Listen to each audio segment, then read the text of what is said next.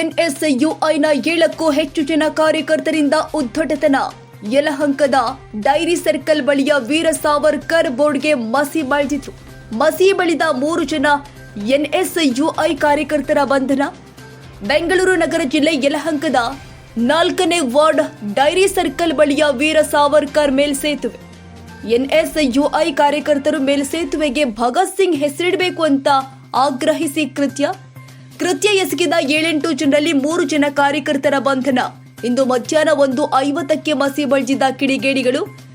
ಎನ್ಎಸ್ಯುಐನ ಲಕ್ಷ್ಯ, ಪ್ರವೀಣ್ ಮತ್ತು ನಿಶ್ಚಯ್ ಗೌಡ ಬಂಧಿತರು. 7-8 ಜನರಲ್ಲಿ 3 ಜನ ಮಾತ್ರ ಸಿಕ್ಕಿಬಿದ್ದಿದ್ದಾರೆ. ಉಳಿದ 5-6 ಜನ ಪರಾರಿಯಾಗಿದ್ದಾರೆ. ಉಳಿದ 5-6 ಜನ ಮಸಿ ಬಳಿದ ಎನ್ಎಸ್ಯುಐ ಕಾರ್ಯಕರ್ತರ ಬಂಧಿಸುವಂತೆ ಒತ್ತಾಯ. ಮಸಿ ಬಳಿದ ವೀರ ಸಾವರ್ಕರ್ ಸೇತುವೆ ಬಳಿ ಬರ್ತ್ಡೇ ಆಚರಣೆ. ಕೂಡಲೇ ಮಸಿ ಬಳಿದ ಎಲ್ಲ ಆರೋಪಿಗಳ ಬಂಧಿಸುವಂತೆ ಯಲಹಂಕ ಶಾಸಕ ಎಸ್.ಆರ್. ವಿಶ್ವನಾಥ್ ಆಗ್ರಹ.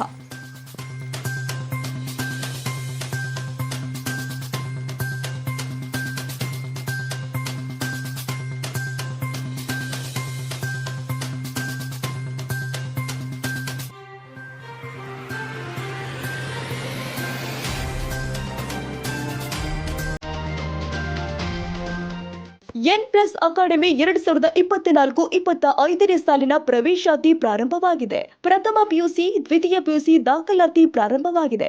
ನಮ್ಮಲ್ಲಿ PCMB, PCMC, NEET, IIT, JEE, medical ಓದುವ ಮಕ್ಕಳಿಗೆ ನೀಟ್ ರಿಪೀಟರ್ಸ್ ಪ್ರವೇಶಾತಿ ಪ್ರಾರಂಭವಾಗಿದೆ.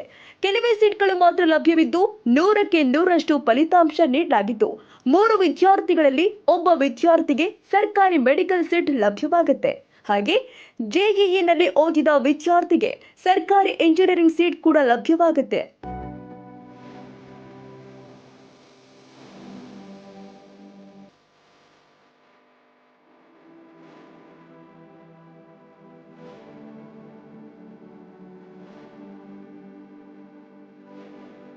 ಹಾಗಿದ್ರೆ ಒಮ್ಮೆ ಭೇಟಿ ಕೊಡಿ.